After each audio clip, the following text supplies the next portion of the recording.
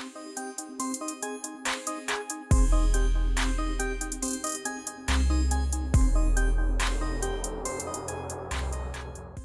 Hi guys, आज हम binary search tree के बारे में देखने वाले हैं। हमने रिसेंटली कुछ प्रीवियस वीडियोस में आपने देखा होगा, हमने ट्री को काफ़ी हद तक एक्सप्लोर किया है। हमने ट्रैवर्सल्स देखे, बाइनरी ट्री क्या होता है वो सब हमने देखा है ऑलरेडी। फिर हमने डीएफएस एंड बीएफएस भी देखा है। अब नेक्स्ट टॉपिक जो है वो है बीएसटी, बाइनरी सर्च ट्री। बहुत ही वाइडली फेमस टॉपिक है, एज वेल एज एग्ज़ाम्स या competitive exams as well as interviews में पूछा जाने वाला एक कॉमन टॉपिक है। इसका थियोरेटिकल कॉन्सेप्ट आपका एकदम क्लियर होना चाहिए, एज वेल एज प्रैक्टिकली भी। बाइनरी सर्च ट्री है क्या? तो सबसे पहली बात, बाइनरी सर्च ट्री, इसको हम एब्रीवेटेड में बोलते हैं BST, is a special type of binary tree. Binary tree ही है जिसमें बाइनरी ट्री क्या था, एनी ट्री इन विच कोई भी नोड का मिनिमम 0 और मैक्सिमम कितने चिल्ड्रन, 2 चिल्ड्रन हो सकते हैं, उसे हम बाइनरी ट्री बोलते हैं। पर BST क्या है? तो BST एक special type of binary tree है जिसमें कि in which left child of node has a value less than the node's value. आप ये वाली जो BST है, ये एक बाइनरी सर्च ट्री है। इसके अंदर आप कोई भी नोड को उठा लो, उस नोड में अगर आप देखोगे तो उस नोड का जो लेफ्ट चाइल्ड होगा उसका वैल्यू नोड के वैल्यू से, यानी उसका जो की है वो नोड के की से कम होगा, और जो उसका राइट चाइल्ड है उसका जो की वैल्यू है वो नोड के की वैल्यू से ज़्यादा होगा। BST एक special type of binary tree है जिसके अंदर की ईच एंड एवरी नोड एक स्पेशल टाइप ऑफ कैलकुलेशन में अरेंज्ड है। वो क्या है कि यहाँ पर लिखा हुआ है, in which the left child of node has a value less than the node's value. तो नोड का जो भी लेफ्ट चाइल्ड होगा उसका जो नोड का जो भी लेफ्ट चाइल्ड होगा उसका जो वैल्यू है वो नोड के वैल्यू से कम होगा, and the right child has a greater value greater than the node's value. और राइट चाइल्ड का जो वैल्यू होगा वो नोड के वैल्यू से क्या रहेगा, ज़्यादा रहेगा। कोई भी नोड आप उठा लीजिए। 3 के केस में देखिए, 3 का लेफ्ट चाइल्ड क्या है, 1, तो ऑब्वियस सी बात है 1 इज़ लेस देन 3। और 3 का राइट चाइल्ड क्या है, 5, तो 5 इज़ ग्रेटर देन 3। यहाँ पे 5 को देख लो, 5 का लेफ्ट चाइल्ड क्या है, 4, तो 4 इज़ लेस देन 5। और राइट चाइल्ड क्या है, 7, तो 7 इज़ ग्रेटर देन 5। तो यही सेम चीज़ यहाँ पर भी है। 10 है, 10 का राइट चाइल्ड 14 है, तो 14 इज़ ऑब्वियस सी बात है greater than 10। In the same manner 14 का लेफ्ट चाइल्ड 13 है, तो 13 इज़ लेसर देन 14। यहाँ पर एक स्पेसिफिक कैलकुलेशन के हिसाब से हमने बाइनरी ट्री को ऑर्गेनाइज किया है। इसका काफ़ी ज़्यादा एडवांटेज है, हमारा ट्रैवर्सल जो है वो काफ़ी हद तक कम हो जाता है, बराबर। क्योंकि जो नॉर्मल बाइनरी ट्री है उसमें हम कुछ भी इस तरह से कैलकुलेशन नहीं कर रहे थे, हम सीधा क्या कर रहे थे, नोड काउंट के बेसिस पे बस हमने इतना रखा था कि हर नोड का मैक्सिमम 2 चिल्ड्रन होना चाहिए, तो उस बेसिस पे हम लोग ये कर रहे थे। पर यहाँ एक प्रॉपर लॉजिक के हिसाब से हम ऑर्गेनाइज कर रहे हैं। इसके चलते बहुत कुछ, इंसर्शन का प्रोसेस, डिलीशन का प्रोसेस, सर्चिंग का प्रोसेस, सब जो है काफ़ी ईजी हो जाता है। नेक्स्ट अब हम देखने वाले हैं वो है बाइनरी सर्च ट्री के ऊपर हम क्या ऑपरेशंस परफॉर्म कर सकते हैं।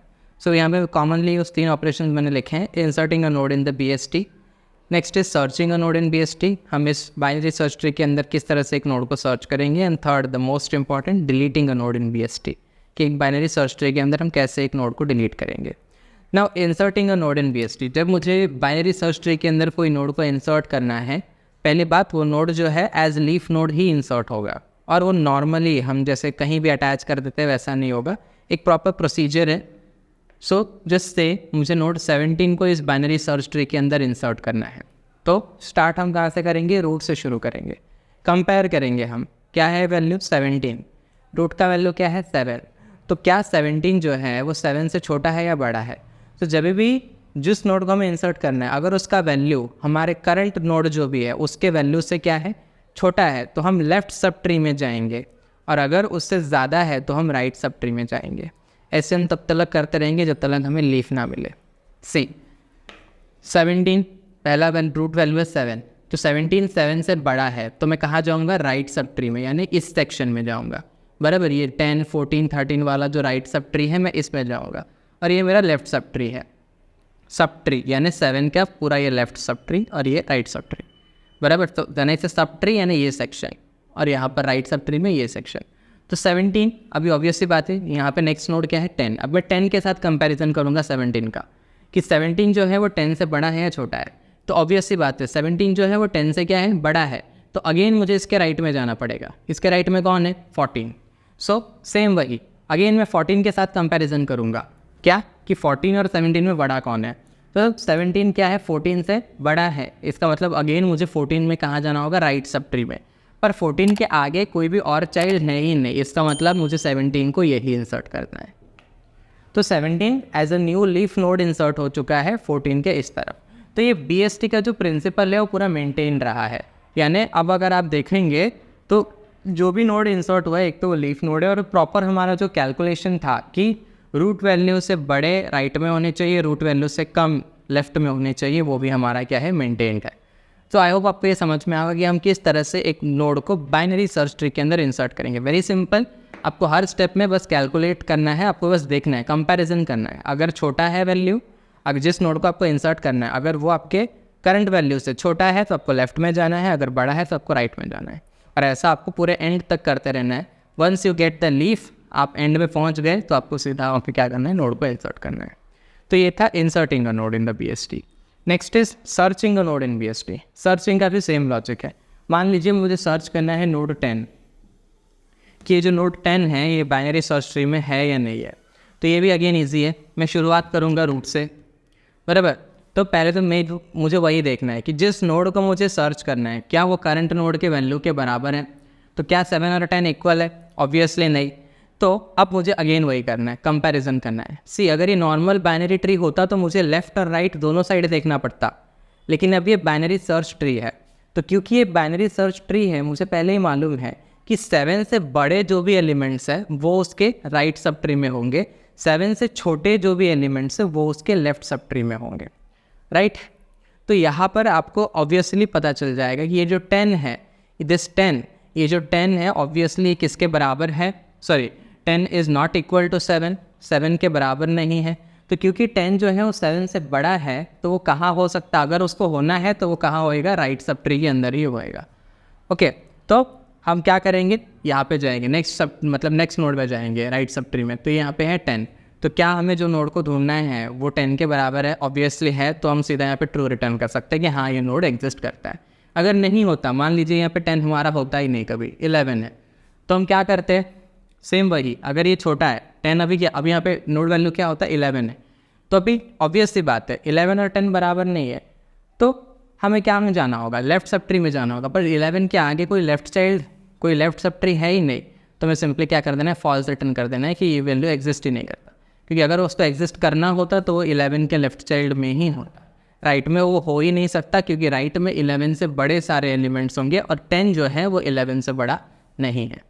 ओके, सो आप देख सकते हो कि सर्चिंग कितना एफिशिएंटली और कितने कम टाइम में बाइनरी सर्च ट्री के अंदर किया जा सकता है। नेक्स्ट अब हम जो देखने वाले हैं वो है deleting a node in BST। अगर मुझे बाइनरी सर्च ट्री के अंदर कोई नोड को डिलीट करना है तो हम क्या करें ना। जब आपको बात आती है बाइनरी सर्च ट्री में नोड डिलीट करने की, सो ये थोड़ा क्रूशियल हो जाता है, थोड़ा इंपॉर्टेंट होता है। द रीज़न इज़ आप डायरेक्टली रैंडमली कोई भी नोड को उठा के डिलीट नहीं कर सकते। क्यों? क्योंकि आपको बाइनरी सर्च ट्री का जो प्रिंसिपल है वो आपको मेंटेन रखना है। ये ज़रूरी है कि जो आपका रूट होगा उसका लेफ़्ट चाइल्ड उस रूट वैल्यू से छोटा होना चाहिए और उसका राइट चाइल्ड उससे बड़ा होना चाहिए। ये प्रिंसिपल आपको ईच एंड एवरी नोड में मेंटेन रखना है जब आप डिलीट कर रहे हो। डिलीशन में भी हमारे पास 3 सिनेरियो आते हैं कि जिस नोड को हमें डिलीट करना है वो एक लीफ नोड है। अगर वो एक लीफ नोड है, जैसे यहाँ पे 1 हुआ, ये 4 हुआ, 6 हुआ, 13 हुआ, 17 हुआ, ये सारे नोड जो है वो क्या है, लीफ नोड्स है। सो अगर हमें जिस नोड को डिलीट करना है वो लीफ नोड है तो deletion process gets very much simpler. मान लीजिए कि मुझे डिलीट करना है नोड 4 को, बराबर। सो लीफ नोड को डिलीट करने के लिए क्या करना है, कुछ नहीं करना है, बस उस नोड को आप हटा दो। अब अपने ट्री से उसका जो लिंक है उसको काट दो, बराबर। तो सिंपल है, मैं बोलूँ तो मैंने सिंपली लीफ नोड को यहाँ से हटा दिया, हो गया। इससे मेरे बाइनरी सर्च ट्री के ऊपर कोई भी असर नहीं पड़ेगा, क्योंकि वो जो नोड था वो क्या था, एक लीफ नोड था, बराबर। सो अगर कोई भी जिस भी नोड को मुझे डिलीट करना है, अगर वो लीफ नोड है तो उसका डिलीशन प्रोसेस काफ़ी सिंपल है। आपको सिंपली उसका लिंक जो है उसके पेरेंट के साथ ब्रेक कर देना है, यानी उस नोड को आपने अपने बाइनरी सर्च ट्री से डिटैच कर दिया है। नेक्स्ट आता है थोड़ा कॉम्प्लेक्स, या ये भी मिनिमम ही है, नोड विथ 1 चाइल्ड। ऐसा नोड जिसका एक ही चाइल्ड हो। जैसे भी आप फिलहाल देखिए, मुझे नोड 3 को डिलीट करना है। अब 3 के 2 चिल्ड्रंस हैं, से मुझे 5 को डिलीट करना है, मुझे नोड 5 को डिलीट करना है। सो अभी 5 जो है उसका सिर्फ और सिर्फ एक चाइल्ड है, बराबर। तो अभी मुझे डिलीशन से पहले कुछ तो ऑपरेशन करना होगा। क्या करना है? Very simple. अगर मुझे ऐसे नोड को डिलीट करना है जिसका एक चिल्ड्रन हो, तो मुझे चाहे वो लेफ्ट चाइल्ड हो राइट चाइल्ड हो, मुझे सिर्फ उस चाइल्ड को क्या करना है, उस नोड के जगह रिप्लेस करना है, नोड को अगेन लीफ बनाना है और उसे हटा देना है। या सिंपल वे में बोलूँ तो अगर मुझे 5 को हटाना है तो मुझे इसके चाइल्ड को यहाँ लाना होगा। यानी मुझे बेसिकली इस 6 के पेरेंट जो कि 5 था, उसके जगह उसका पेरेंट हमें किसको बनाना पड़ेगा? 3 को बनाना पड़ेगा। यानी मुझे यहाँ से 5 को क्या कर देना है? हटा देना है। सो अब ये कुछ इस तरीके की लिंकिंग हो जाएगी, बराबर। तो जो चाइल्ड नोड था उससे मैं क्या करूँगा, जिस नोड को मुझे हटाना है उसके पेरेंट के साथ जोड़ दूंगा। सो यहाँ पर अगर प्रॉपर वे में मैं ड्रॉ करूँ तो ये कुछ ऐसा होगा। सो यहाँ पे 5 डिलीट हो चुका है। अगेन आप देखिए प्रिंसिपल मेंटेन रह रहा है। 3 से छोटा लेफ्ट चाइल्ड है, 3 से बड़ा राइट चाइल्ड है। ये हर जगह मेंटेन रहना चाहिए, भले ही आप कोई भी नोड को डिलीट कर रहे हो। सो ये जो दोनों थे, इनका डिलीशन का प्रोसेस ईजी था। जब आपका नोड जिसे आपको डिलीट करना है अगर वो लीफ नोड है या उसका एक ही चाइल्ड है, तब आपका deletion is very much simple. Complex case आता है ये, जब आपके नोड के 2 चिल्ड्रन हो। जैसे भी अगर आप यहाँ देखेंगे, सो मैं आई कैन से इज़ 7 ही ले लेते हैं रूट एलिमेंट। मुझे 7 को डिलीट करना है। ओके, तो जब मुझे 7 को डिलीट करना है तो मुझे अब यहाँ पे क्या करना होगा, क्योंकि अब इसके 2 चिल्ड्रंस हैं, एक लेफ्ट चाइल्ड है, एक राइट चाइल्ड है। अब मैं सिंपली 7 को हटा के छोड़ नहीं सकता, क्योंकि ऑब्वियसली बात है दोनों ये चाइल्ड जो है उनको कोई तो पेरेंट्स चाहिए ही चाहिए। तो अब इन दिस केस मुझे क्या करना होगा, मुझे ईदर 7 का इन ऑर्डर प्रेडेसेसर निकालना पड़ेगा या तो फिर उसका इन ऑर्डर सक्सेसर निकालना पड़ेगा और मुझे उसको उससे रिप्लेस करना होगा। अगेन आई एम टेलिंग, मुझे 7 का इन ऑर्डर प्रेडेसेसर निकालना पड़ेगा या तो फिर इन ऑर्डर सक्सेसर निकालना पड़ेगा और उससे वहाँ रिप्लेस करना पड़ेगा। मैं बता देता हूँ एक बार इन डिटेल, मैं कुछ और चेंजेस करता हूँ ताकि ये बेटर वे में समझ में आए। नाउ सी, मैंने क्या किया है, मैंने सिर्फ यहाँ पर एक एक्स्ट्रा नोड 10 ऐड किया है।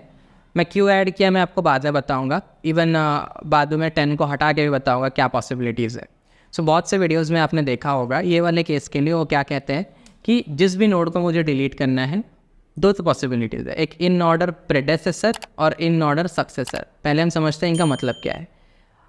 अगर मैं इस नोड को ट्रैवर्सल, अगर मैं इसका इन ऑर्डर ट्रैवर्सल करूँ, अगर मैं इन ऑर्डर ट्रैवर्सल करूँ तो 7 के पहले जो भी नोड आएगा वो है उसका इन ऑर्डर प्रेडेसेसर, और 7 के बाद में जो भी नोड ट्रैवर्स होगा इन ऑर्डर वे में उसको वो क्या होगा, उसका इन ऑर्डर सक्सेसर।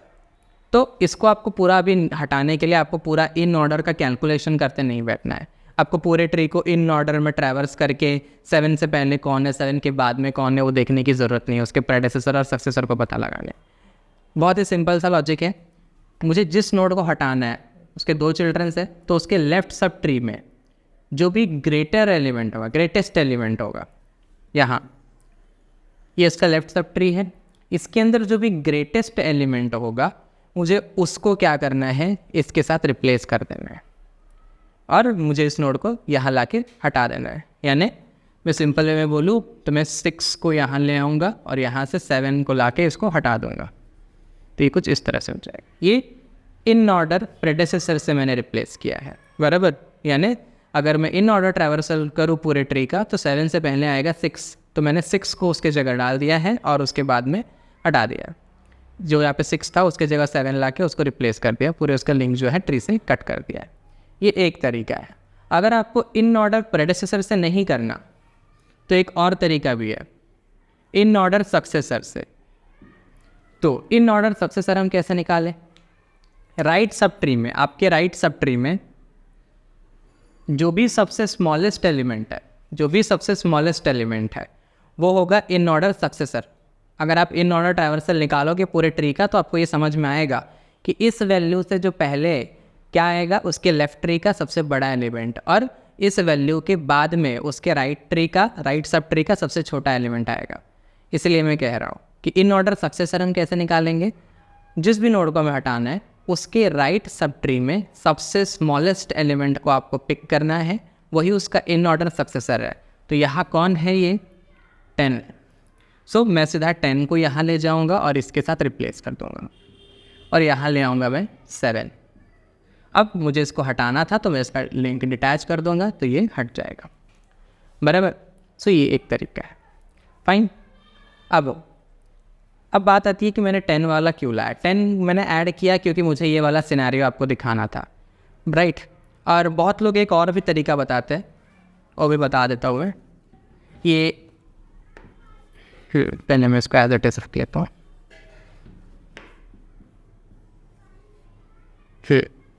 सो इन ऑर्डर सक्सेसर से भी बहुत लोग कुछ और तरीका बताते हैं। इन ऑर्डर सक्सेसर निकालने का एक तरीका जो मैंने आपको बताया कि राइट सब ट्री में सबसे स्मॉलेस्ट एलिमेंट। बहुत लोग ये भी कहते हैं कि आप जिस नोड को डिलीट करना चाहते हो पहले एक राइट में जाओ और फिर कंटिन्यूसली लेफ्ट में जाते रहो अनलेस एंड अनटिल आप लीफ नोड में ना पहुंच जाओ। Even that is the in order successor. So उस तरीके से भी आप कर सकते हो, बट आई थिंक ये वाला काफ़ी ईजीएस्ट है। आप पूरे राइट सब ट्री में सबसे स्मॉलेस्ट एलिमेंट को पिक कर सकते हो। नाउ अब जस्ट इन केस 10 नहीं होता तब हम क्या करते हैं। तो अभी अगर 10 नहीं होता तो 7 का इन ऑर्डर सक्सेसर कौन होता, राइट सब ट्री में सबसे छोटा कौन होता है, 11। सो अभी मैं 11 को लेके यहाँ पे रिप्लेस तो कर देता, पर 11 का खुद का भी चाइल्ड है। वहाँ 10 जो था वो लिफ्ट था तो मैंने सीधा पिक करके रिप्लेस किया, लेकिन 11 का खुद के चाइल्ड है, 14 है, बराबर। तो इन दिस केस आपको क्या करना होगा, इन दिस केस सबसे पहली चीज़ 11 यहाँ आएगा, 7 तो हटने ही वाला है, और यहाँ पर 7 को लाके आपको इस नोड को इससे रिप्लेस करना है, जैसे हमने ये देखा था सिंगल चाइल्ड में जब डिलीशन होता है तब। तो यहाँ पर इस नोड में भी 7 है, मैंने क्या किया यहाँ पर, क्योंकि 7 का इन ऑर्डर सक्सेसर 11 था तो मैंने 11 से रिप्लेस किया, और 11 वाले नोड में क्या है 7 है, तो इसको आप हटा दो क्योंकि मुझे ये नहीं चाहिए। तो अब इसका डायरेक्ट चाइल्ड कौन बन जाएगा, 14 बन जाएगा।